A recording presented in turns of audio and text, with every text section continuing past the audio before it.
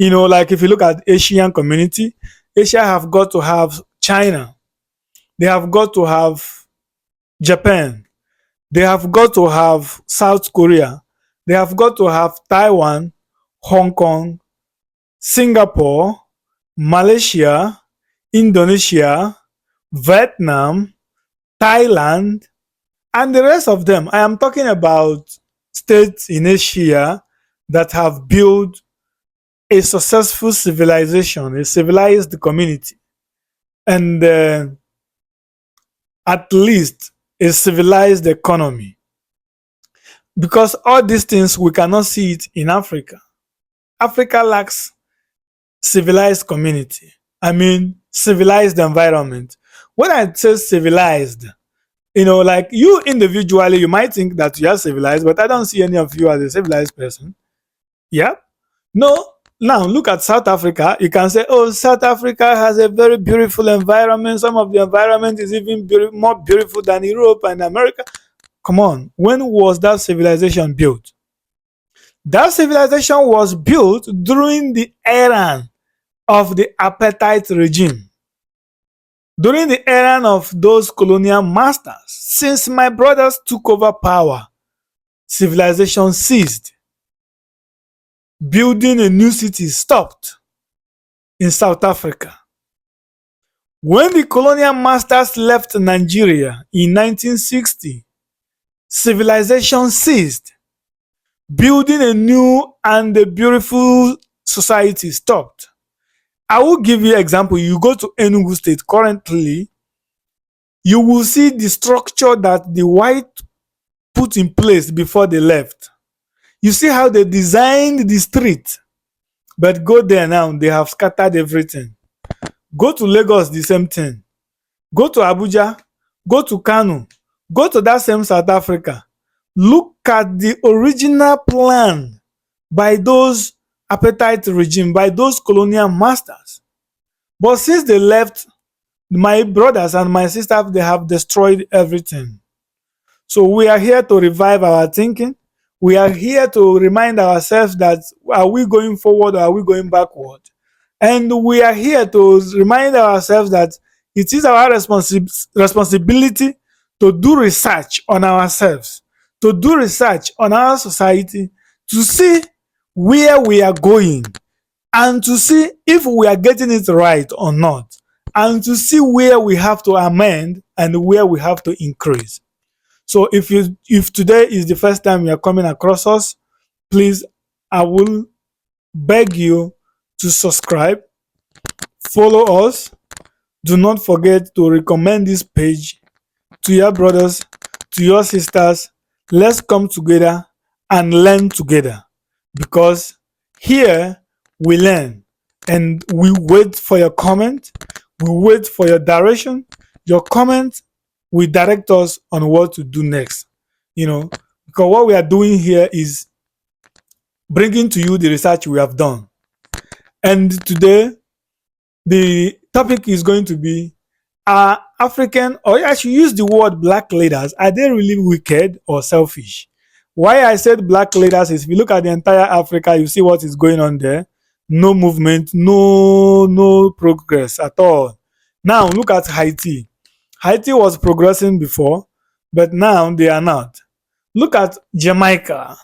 Look at all those places occupied by the black people. You will see that there is one issue or the other. And that is not to insult you. Don't look at my color. I'm one of you. So there is no way I can insult you. If I insult you, I'm insulting myself. But it is the best thing you can do to yourself is to tell yourself the truth. If you can tell yourself the truth, then you are a righteous person. Because if I can look at me and tell me that what this thing I am doing is wrong, then it means I can stand even in your own front and tell you that this thing you are doing is wrong. But if I cannot do any of these things, then I am deceiving myself and deceiving those that listen to me. Now, when the British were in Nigeria economy was better than today. Like, critically, if you look at Nigeria then, you will see that the Britain built train roads, train track. There was train running from Enugu to Kanu to Lagos and the rest part of Nigeria. I know some of you will argue and say that yes, they did it for their own good to be able to carry the coal from Enugu to the rest part of the country, and also to be able to transfer the oil in the Niger to the rest part of the country, and also to be able to transfer whatever business in the north to the port where they will take it to their home country. We do everything intentionally. Nobody act without thinking. They built it, yes, to help themselves. Then you, what are you doing to help yourself? That same coal is still in existence in Enugu. Where is the train road? Is it working? Is coal not a good business today? Did you develop it further? The Niger Delta, the oil there, what have you done to the people? What have you built intentionally? Yes, claiming that you are giving back to the community, but it is also to help you to take away the oil and sell to the foreign market. What have you done to them? What have you done to Enugu people? What have you done to the rest part of Nigeria that has all these good and precious stones that you are taking from them? What have you done to the community intentionally to help your business and to help the community? All you have given back to them is terrorism, killing them to take the oils and the golds and the coal illegally. This is what you have supplied to them. Look at South Africa too. What have South African black leaders done to the people intentionally to help them escort, to help them take the natural resources from the people, sell to the foreign market and do whatever they want to do with the money, but also to help the local community feel that, to make the local community feel like, oh, we love you, we are working for you. They have not done anything. Rather, they have exposed them to using firearms to kill themselves and to take from the poor, to rob the poor. That is what you see in that area. Move down to Ghana, the same thing. Move down to Cameroon, the worst. Move down to Gambia, the worst. They said Burundi is the poorest country on the planet Earth. But Burundi has a lot of precious stone minerals in their land. How then do you tell me they are poor? They say Congo is poor. But do you know that Congo is almost the wealthiest country in this planet Earth?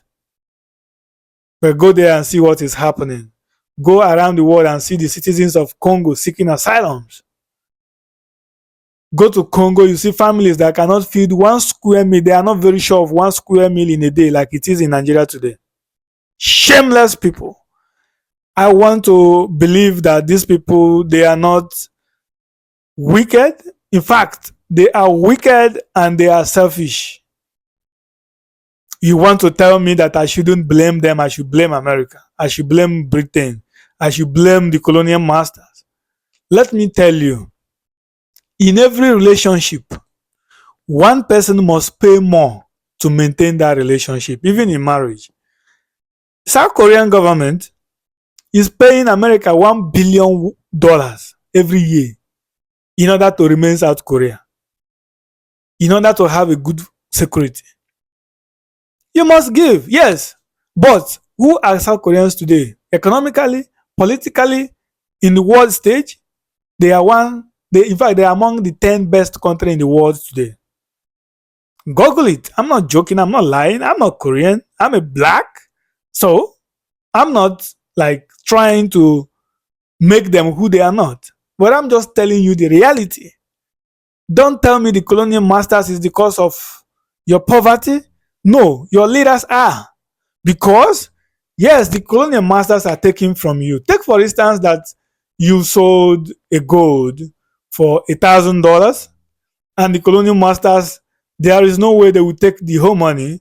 They might take 50-50. I agree to that. They might take 50 and give back 50 to the people, the host country. What are your leaders doing with that 50? Go to Nigerian community today.